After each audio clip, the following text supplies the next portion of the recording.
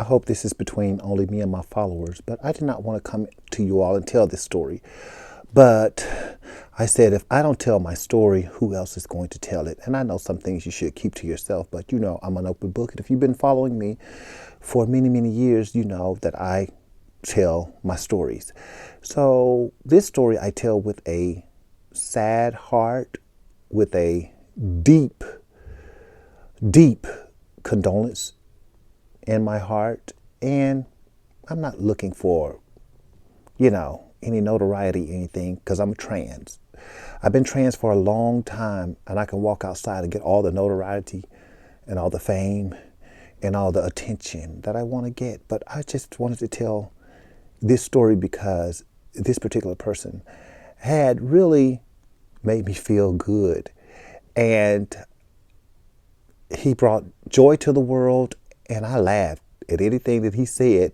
He didn't know that I was just behind the scenes laughing and stuff like that. And I found this person to be very brave and bold, and especially to confront the church and, to say the things that he said and, and be vocal about women and their body parts and everything else. And I admired this person. And I don't know, I kind of thought the person was cute and I would give the person a chance. This person passed away today. The cussing pastor. He passed away today, and I didn't even know he was married or anything else because I kind of stayed out of people's personal business and stuff like that. But I didn't want to tell my side of anything because I saw that that he already had been exposed from, having a dildo down his throat. And I didn't want to add on to that and talk about this trans woman had came out and said some things. And I just kept the story inside. And I know you shouldn't tell stories when people are not here to tell their side. But I just want to tell my story and do a story time today. I don't know why I felt compelled to talk about this, but I remember when the cussing pastor had followed me. And I was like, the cussing pastor followed me for what? Do he know that I'm trans? Do he know what I am? Of course, everybody knows what I am. I've been saying what I am for years and never hid that from anybody. But it's like, well, he followed me, and then he jumped in my DM, and he would start saying nice things, like things that made me feel good. And he didn't say but a couple of sentences because I shied away from it because I was afraid. I was like, what if somebody found out that we was having conversations like this, and I just never did say anything. And I just thanked the man for the compliments and stuff like that, but it made me feel good. And secretly, if I was down where he was, secretly I would have gave the cussing pastor some. I'm sorry to anybody who's offended by this story, but it's my truth. It is my truth that I'm telling it. And I know some people should say, oh, you should say allegedly. Well, allegedly, it was him and his page, but now his page has been deactivated. The page that he was writing me from, the page that he followed me from. You know what I'm saying? And it's been deactivated now, but he was flirting with me, and it made me feel good. And, I had never thought about too many older men having sex with or being intimate with, but I would have been intimate with the cussing pastor on the roof of the church.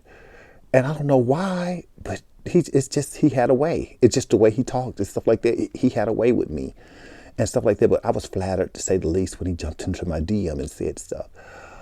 And I was just flattered. I don't know why. I really don't know. Because I guess he's brutally honest and stuff like that. But Thaddeus Matthews, may you rest in peace. He passed away today, and may he rest in peace. And he was a nice, kind guy. And I guess you like what you like, and people will judge him for liking what he liked. But I didn't judge him. I had no judgment. I just was surprised that he, as being a pastor and a cussing pastor, was in my DM complimenting me and thought that I was actually beautiful. That's it.